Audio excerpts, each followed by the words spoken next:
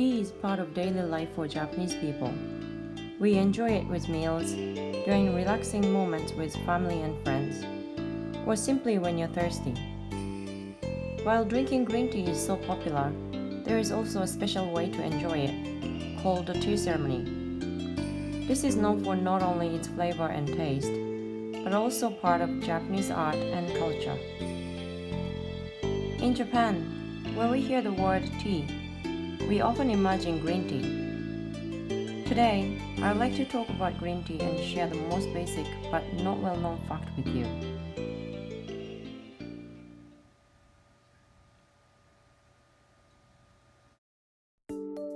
There are many different kinds of tea all over the world, but all the tea leaves are originally the same.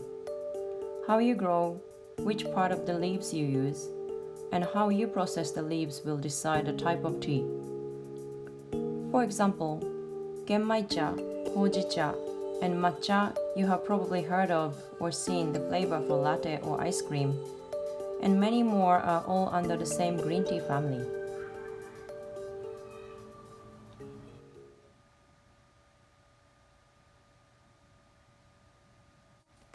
There are different ways and tools to brew tea depending on its kind. I'd like to introduce the essential tools to brew one of the most commonly consumed green tea, sencha. Teacups. Any teacup is fine, but with low height and wide open design works better for the taste.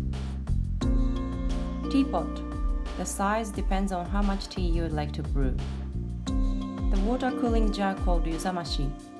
If you don't have one, you can substitute it with a big coffee mug.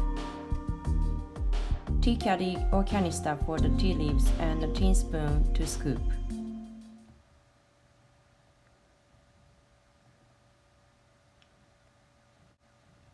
One teaspoon of tea leaves, approximately 2 grams per serving.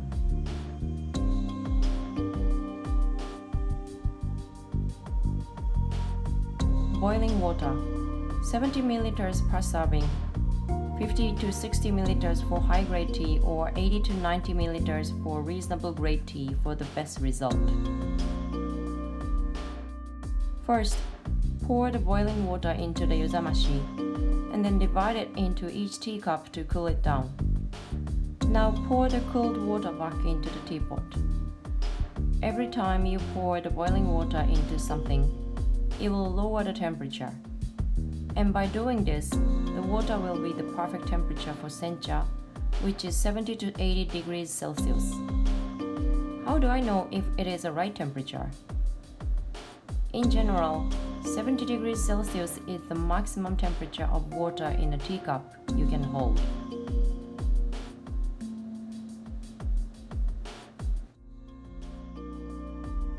Serve equally into each teacup until the final drop is poured. When serving tea, first pour an amount into each cup in order. Then pour the rest in reverse order to make the tea strengths the same.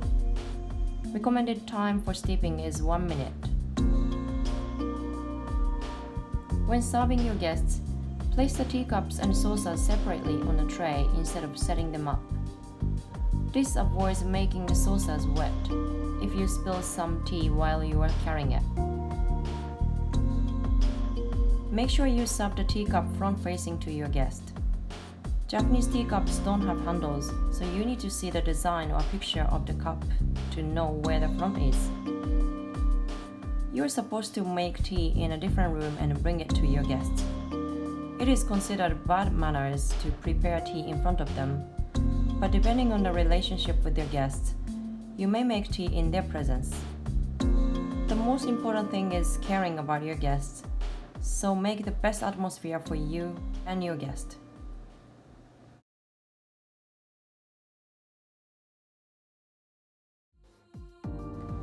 Green tea is known to be one of the healthiest beverages. Tea in general is rich in polyphenols, which are natural compounds that have health benefits such as reducing inflammation. Here are some possible health benefits of green tea. Green tea is not processed much before it's poured in your cup, so it's rich in catechins. Catechins are natural antioxidants that help prevent cell damage. It may inhibit the growth of bacteria in the mouth and reducing the risk of bad breath. Green tea is consumed by itself in Japan and it's uncommon to add anything. But by adding lemon, vitamin C makes the catechins easier to absorb. Dairy, on the other hand, makes it harder to absorb the catechins, therefore reducing the health benefits.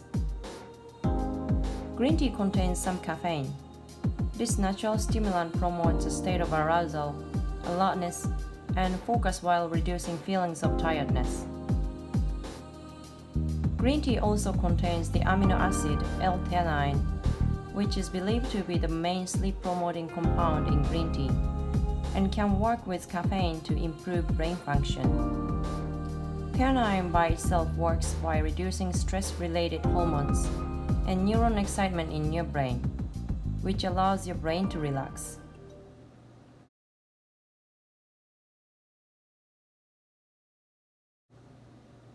Tea is not going to be a waste after drinking. Simply dry your used tea leaves out in the sun or a dry place until they are void of moisture, and then you can use them for a range of things. Collect your used tea leaves in a tin or Tupperware on the side and weekly sprinkle on your flower beds. No need to dry them up first.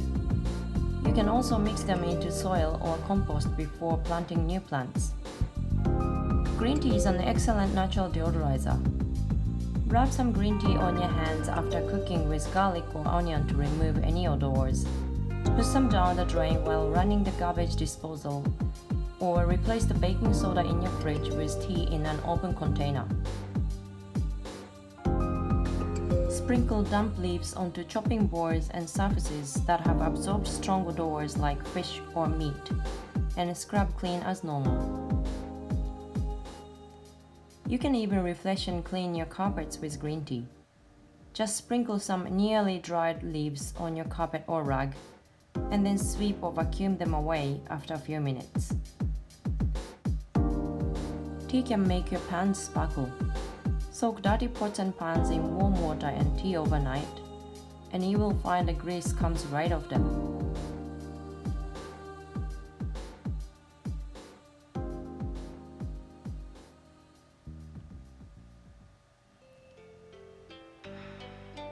Green tea is getting more popular outside Japan, and you can find it almost anywhere in the world.